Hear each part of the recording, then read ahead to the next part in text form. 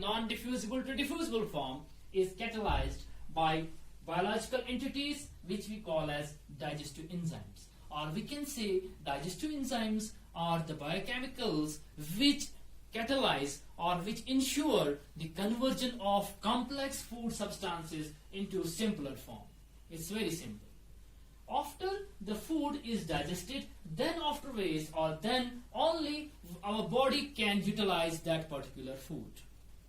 Moving ahead, the digestive enzymes or the whole digestion process, this process of digestion or conversion of non-diffusible food into diffusible form is carried out by a process called as hydrolysis.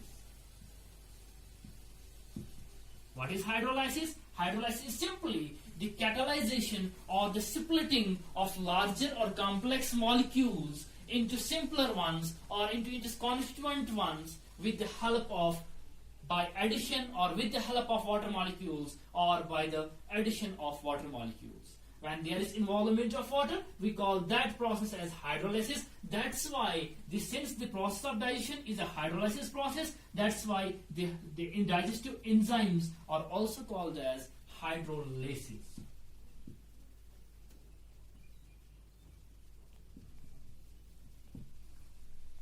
The digestion process is shown by the human body, but this digestion is also shown at the same time by rest of the living world as well, in which the food is in non-diffusible form.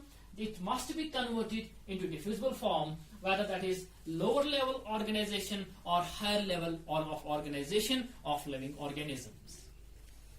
In the simple organisms, the digestion of food or the digestion process is carried out in one form, and in the higher organisms the digestion process is carried out in another form. Or we can say there are two types of digestion. One is intracellular digestion,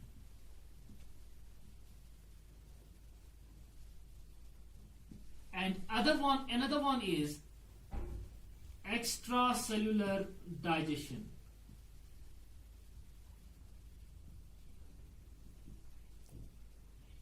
But you have to remember one thing, that whether we talk of intracellular or extracellular digestion, in both the cases there must be or there is a definite involvement of these enzymes which we call as digestive enzymes.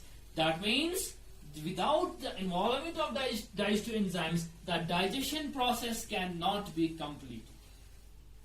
The intracellular digestion, as far as intracellular digestion is concerned, it is the digestion process or conversion process of food which takes place within the cell or inside the cell. In such cases, the food is captured in specialized spaces which we call as food vacuoles, and the digestive enzymes are poured into those vacuoles which carry out the process of digestion. On the other hand, in case of extracellular digestion, the digestion process is carried out between the cells or outside the cells, and the food is captured or the process of digestion is carried out in a body cavity, and the digestive enzymes are poured into that particular cavity so as to carry out the process of digestion.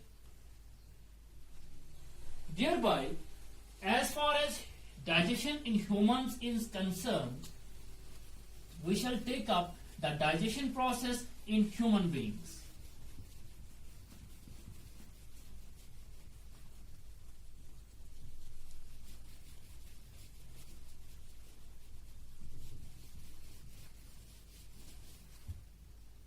Digestion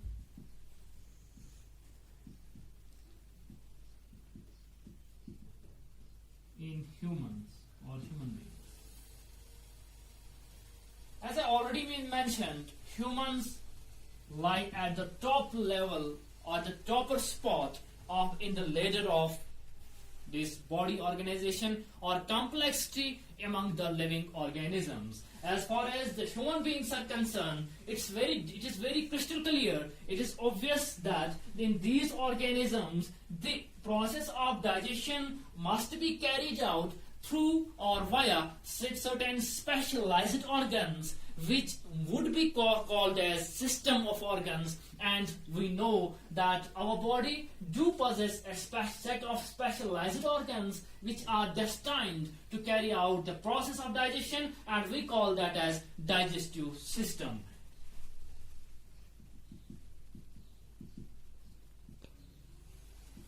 Human digestive system.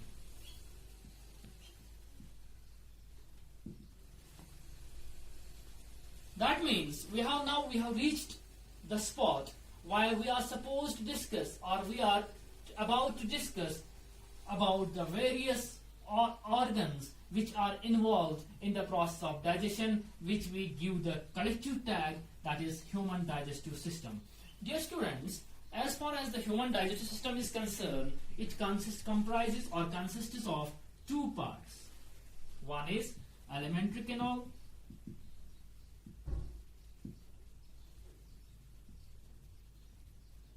and the next one is digestive glands. As far as the alimentary canal is concerned, alimentary canal is the route, or it's also called as digestive tract. It is the route through which, involving various organs, involving various steps, involving various spots, through which this food which we consume is supposed to go through or supposed to move through, and thereby completing the process of digestion of food. But I already mentioned that the process of digestion cannot be completed without the involvement of digestive enzymes. And there are also again organs, the alimentary canal, there are organs in the form of digestive glands, and glands are those parts, those organs, those locations of our body which secrete something or which give out something. And as far as digestive glands are concerned, these are the spots, these are the spaces of our body, these are the locations of our body which give out secretions or which pour their secretions out, and those secretions are those excretions of these digestive glands. They contain digestive enzymes, and those digestive enzymes carry out the digestion process or process of digestion of food. But as far as alimentary canal is concerned, it starts off with the mouth, ends up at the anus, and besides these different organs, there is assistance always, all the way throughout this digestive tract or this alimentary canal. There is assistance of digestive glands, and that is our next topic would be, we will be discussing in detail about the various organs of digestive system. That is, first we will be taking up alimentary canal, and nextly we will be taking up these digestive glands, and simultaneously we shall be moving with the various biochemical conformational changes which do take place during this whole process of digestion with the assistance of digestive enzymes. And we shall be also discussing that how various enzymes, is there a single type of enzyme for the digestion of all types of food, or there the enzymes are specific in their function. All the things we will be taking up step by step. That's enough for today. Thank you very much.